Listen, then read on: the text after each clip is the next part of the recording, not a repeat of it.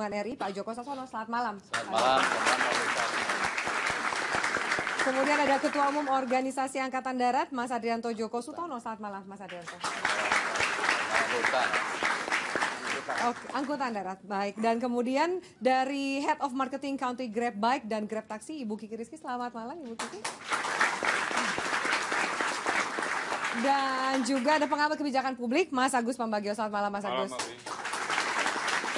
Kita ketinggalan dari tengah-tengah para penonton, yaitu dari Dewan Transportasi Indonesia, Ibu Ellen Tangkudus. Selamat malam. Selamat malam. Oke, baik. Untuk coba kita mencari tahu bagaimana positioning dan juga pendapat dari para narasumber kita, akan diberikan waktu sekitar 1,5 menit bagi semua narasumber tanpa diinterupsi oleh narasumber yang lain untuk memberikan pandangannya sebagai pembuka dalam pembahasan kita di malam hari ini. Pertanyaannya tentu saja bagaimana tanggapan Anda mengenai munculnya kontroversi antara ojek dan taksi online versus konvensional.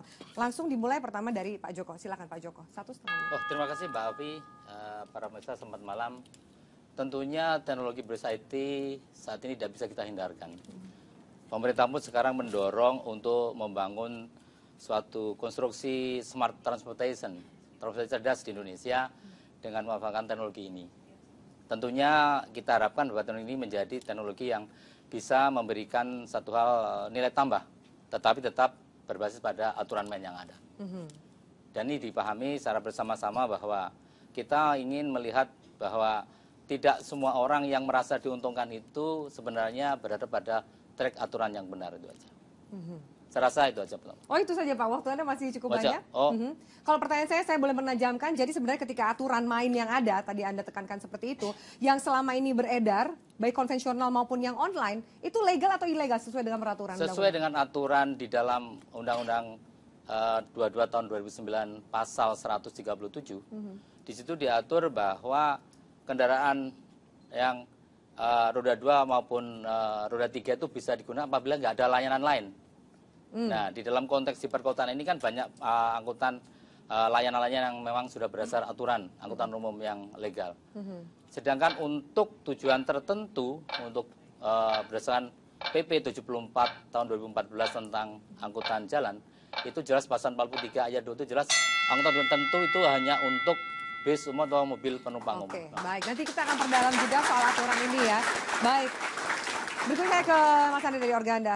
Tanggapan Anda juga pertanyaan yang sama. Ini ada kontroversi antara ojek dan juga taksi online versus yang konvensional. Seperti apa Anda melihatnya? Terima kasih Mbak Avi dan pemirsa sekalian. Kami dari Organda tentunya berpegangan pada aturan yang ada. Jadi segala sesuatunya di negara yang hukum ini, negara yang berdasarkan hukum, tentunya ada aturan di semua lini bisnis. Usaha atau apapun, apakah disediakan oleh perorangan ataupun itu semua sudah ada. Bahkan Permendagri yang terakhir juga menyampaikan bahwa usaha itu memerlukan suatu badan hukum. Nah, jadi wadahnya sudah ditentukan juga oleh pemerintah untuk melakukan usaha angkutan umum. Seperti tadi yang Pak Dirjen sampaikan, juga ada undang-undang dan PP-nya, bahkan ada KM keputusan menteri juga yang mengatur angkutan umum.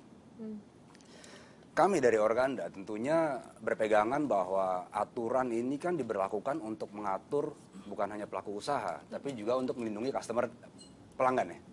Nah, aturan-aturan itulah yang mendasarkan kami tentunya mengikuti aturan. Contohnya di situ kan sudah ada mulai dari perizinannya, kelayakan kendaraannya, uji emisinya, sampai pentarifannya. Nah, ini kan segala sesuatu yang memang oleh negara menjadikan perlunya adanya aturan. Nah, itu yang kita ikutin. Nah, bahwa adanya antara online dan tidak online, saya pikir itu kan merupakan feature ya. Kepanjangan tangan dari Cuma masalah pancingnya, toh ikannya ada gitu. Ya, nah kan selama memang menggunakan angkutan yang resmi, kan ini kan bisa berjalan gitu kan sebenarnya gitu kan. Masalahnya kan apa yang di-dispatch oleh sistem itu kan. Waktu Anda sudah habis, nanti kita perdalam lagi. Terima kasih. Dari Mbak Vicky, Anda bagaimana Anda melihat ini? Oke, terima kasih. Anda malah juga menjadi bagian dari bisnis Betul itu. sekali, amat sangat. Oke, nah kalau kami dari Grab Taxi ataupun Grab Bike yang kami lihat tentunya adalah ini sebuah inovasi. Inovasi tentunya mungkin tidak selalu selamanya berjalan dengan yang namanya regulasi yang ada. Tetapi dari Grab Taksi sendiri yang kami tekankan setiap kami masuk ke sebuah negara ataupun kota, yang selalu kami lakukan adalah mencoba untuk mengikuti regulasi yang ada. Itu penting bagi kami. Dan ketika kami mendengar bahwa adanya rancangan untuk merubah Undang-Undang 22, itu kita amat sangat senang dan kita amat sangat ingin selalu bersama dengan pihak-pihak atau komite yang akan merancangkan undang-undang atau perubahan undang-undang ini. Pertama-tama adalah itu ya. Dan yang kami lakukan tentunya tadi Pak Andre juga sudah berkata bahwa untuk ketika kita berbicara mengenai angkutan umum, tentunya ada yang namanya uji emisi kelayakan dan juga mengenai tarif, dan itu yang kami sekarang ini memang mungkin belum terjadi terhadap angkutan ojek secara garis besar ya. Tetapi kami dari Grab Taksi yang kami lakukan adalah kami membantu pihak pemerintah untuk melakukan hal tersebut sebelum pemerintah melakukan itu terhadap ojek. Jadi yang kami lakukan adalah kami memastikan bahwa kami screening semua pengemudi. Kita juga melakukan uji emisi dan juga kelayakan terhadap si pengemudi. Ya. Baik, sebenarnya saya mau tanyain ke Mbak Kiki, tasnya adalah soal ini kan terjadi pergesekan sosial dengan para tukang ojek konvensional, seperti apa ceritanya nanti kita bisa bahas di segmen berikutnya. Nah, Mas Agus, ini Anda juga pengamat kebijakan, kita tahu bahwa juga sempat heboh di media sosial, ada gesekan lah seperti itu. Tapi bagaimana tanggapan Anda dari kebijakan sosial? Ya, tanggapan saya sih ada dua hal, legal dengan masalah sosial. Ya, kalau legal jelas harus satu, undang-undangnya direvisi atau dilarang sama sekali. Karena Undang-Undang 22 tadi Pak Dirjen sudah katakan seperti itu. Jadi tetapi kita harus ingat bahwa inovasi kreatif ini harus juga dijaga. Oke. Nah, tetap jadi yang paling mungkin adalah undang-undangnya direvisi. Tapi saya heran karena ada teman DPR bilang ini tidak menyalahi aturan, undang-undang tidak perlu direvisi. Nah, ini saya bingung. Satu lagi juga ada eksekutif DKI tadi pagi mengatakan bahwa ini tidak perlu tabrak saja. Jadi ini suatu hal yang menurut saya baik legislatif maupun eksekutif harus taat pada aturannya. Nah, kalau aturannya tidak memenuhi syarat ya dirubah. Mudah kok merubahnya, tinggal konsensus antara legislatif dan eksekutif. Nah, kalau tidak, ya ngapain kita buat aturan ya? Seperti hutan saja. Republik Kera gitu, nggak usah Republik Indonesia kan begitu jadinya. Jadi artinya aturan tetap harus ditegakkan buat saya. Tapi jangan lalu dibandingkan, tapi ini menyerap tenaga kerja, itu lain lagi.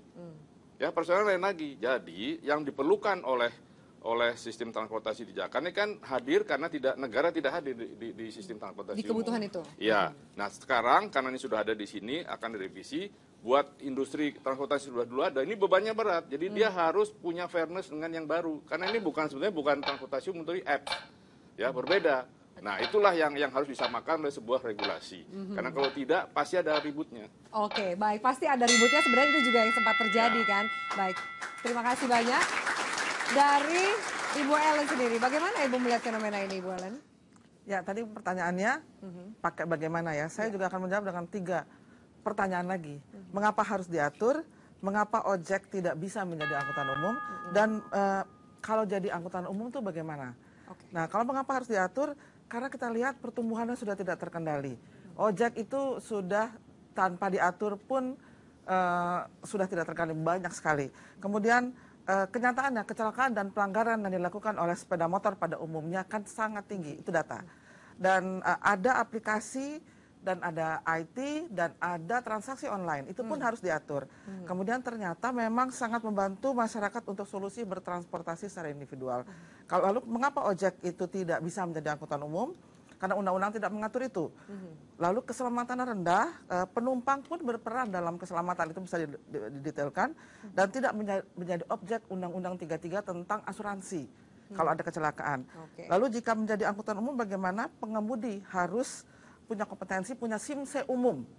Kemudian kendaraannya harus layak jalan, pengemudi harus tahu tentang safety, kemudian penumpang juga harus tahu cara duduk yang gimana yang berkeselamatan, jarak tempuh dibatasi, dan yang terakhir itu terkait asuransi. Kalau risikonya tinggi, tentu asuransinya harusnya tinggi.